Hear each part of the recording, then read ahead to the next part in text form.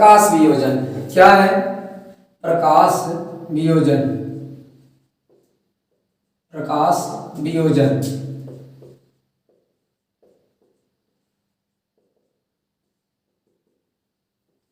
प्रकाश वियोजन क्या है? प्रकाश वियोजन आप यहां पर देखिए, वियोजन तो है, वियोजन होगा आपका, यानी जब क्रिया टूटेगी, पदार्थ टूटेगा कब? जब आप उसको प्रकाश देंगे तब। आपकी बार जो वियोजन की क्रिया है वह किसके माध्यम से होगी? प्रकाश के माध्यम से होगी। किसके माध्यम से होगी? प्रकाश के माध्यम से होगी। तो ऐसी अक्रिया जिसका वियोजन प्रकाश के माध्यम से किया जाए, सूर्य के माध्यम से किया जाए, सूर्य के प्रकाश के माध्यम से किया जाएगा, वो सारी की सारी अक्रियाएं प्रकाश वियोजन में आएंगी। क्या होगी? प्रकाश वियोजन। लिखिएगा,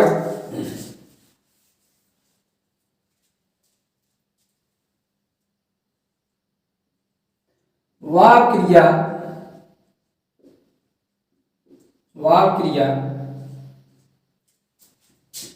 जिसका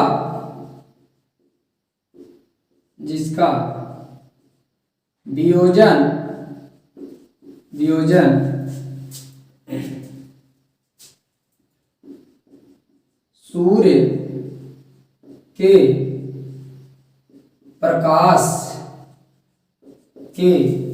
सूर्य के प्रकाश के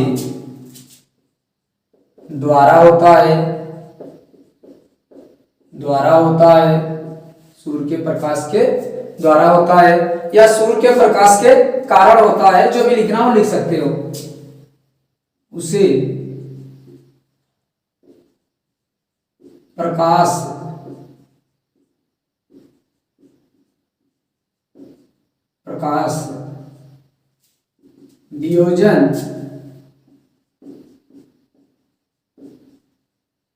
प्रकाश वियोजन अपक्रिया कहते हैं। क्या कहेंगे? वह क्रिया जिसका वियोजन सूर्य के प्रकाश के कारण होगा, उसे हम लोग प्रकाश वियोजन अपक्रिया कहेंगे। क्या कहेंगे? प्रकाश वियोजन अपक्रिया कहेंगे। जैसे हम लोग लेते हैं AgCl, क्या लेते हैं? AgCl, silver chloride. क्या ले लेते हैं? Silver chloride. और ये लेते हैं किस अवस्था में? हम लोग ठोस अवस्था में लेते हैं। और सूर्य का प्रकाश, यानी सूर्य के प्रकाश में इसकी अपक्रिया कराई जाए। कहाँ कराई जाए? सूर्य के प्रकाश में इसकी अपक्रिया कराई जाए। ये बनेगा Ag, क्या बनेगा? Ag प्लस बनेगा आपका Cl, यानी Cl2, यानी दो से बैलेंस कर देते हैं। अब देखिए, AgCl, यस का मतलब सॉलिड, यहां भी यस का मतलब सॉलिड, लेकिन यहां जी का मतलब गैस। क्या है? गैस। यहां AgCl को जब आप सूर्य के प्रकाश में रखोगे तो वह दो भागों में टूट जाएगा। एक तो बनेगा Ag, क्या बनेगा? Ag, और दूसरा बनेगा Cl2, क्लोरीन गैस। तो ये गैस बन जाएगी, ये भी सॉलिड बन जाएगा, और ये तो सॉलिड आपका है। तो ऐसी अपक्रिया जिसका वियोजन सूर्य के प्रकाश के कारण होता है, उसको हम लोग प्रकाश वियोजन अपक्रिया कहते हैं। क्या कहेंगे? प्रकाश वियोजन अपक्रिया कहते हैं।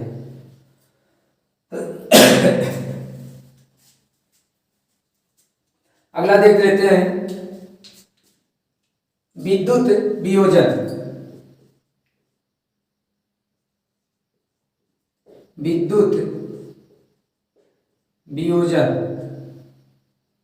क्या हो जाएगा? विद्युत वियोजन।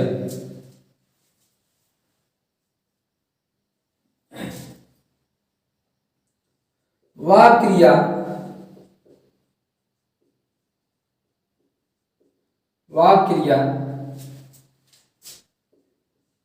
जिसमें जिसमें यौगिक अब देखिए यहां बात आए, हमने लिखा है यौगिक। देखिए मैं हर बार आपको जो भी अपक्रिया पढ़ाऊंगा उसमें कुछ नए शब्द जरूर प्रयोग करूंगा और उसी शब्द को समझाने का प्रयास भी करूंगा।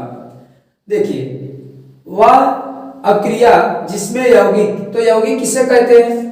ये पदार्थ आपका यौगिक है, ये पदार्थ आपका यौगिक है। इसमें देखिए Ag और Cl दो प्रतीक आए हैं, एक सिल्वर का आया है, दूसरा क्लोरीन का आया है। तो यौगिक की परिभाषा बनी जब दो या दो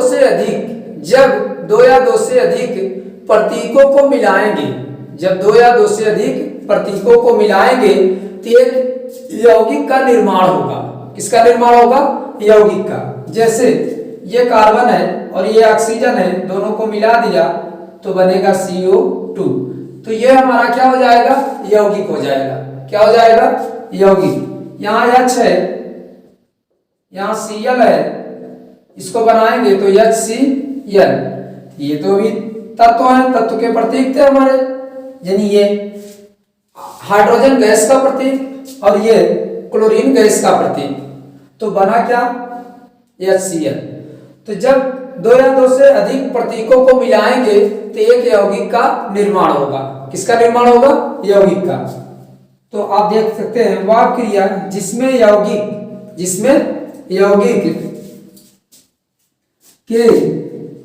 यौगिक के जलीय विलयन में, किसमें? जलीय विलयन में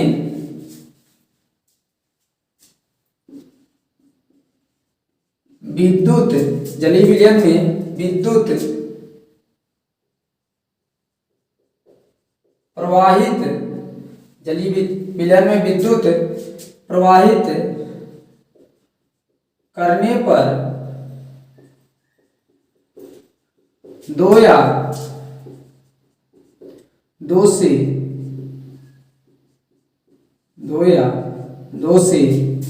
अधिक पदार्थों में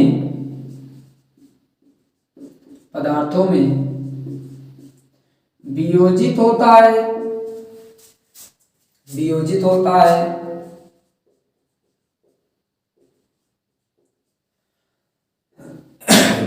होता है विद्युत वियोजन कहलाता है। क्या होगा? विद्युत वियोजन कहलाता है। कब? जब किसी यौगिक का जलीय विलयन हो। क्या हो? जलीय विलयन हो और उसमें आप विद्युत धारा को प्रवाहित करेंगे, विद्युत प्रवाहित करेंगे, उस विद्युत के कारण उसका वियोजन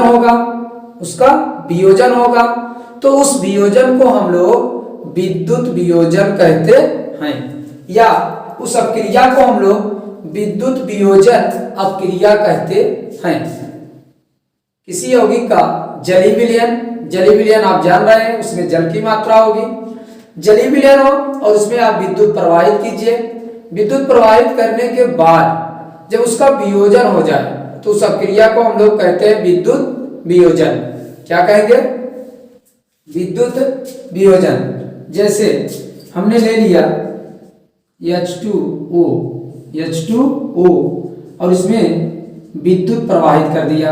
क्या प्रवाहित कर दिया? विद्युत। ये H2 प्लस O2 में टूट जाएगा। किसमें टूट जाएगा?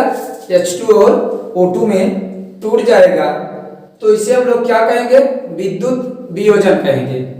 क्या कहेंगे? विद्युत वियोजन कहेंगे। ठीक है, नोट कीजिए।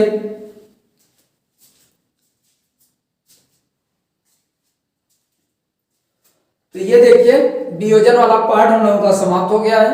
अगली क्लास में हम लोग अगली चीजों को देखते हैं।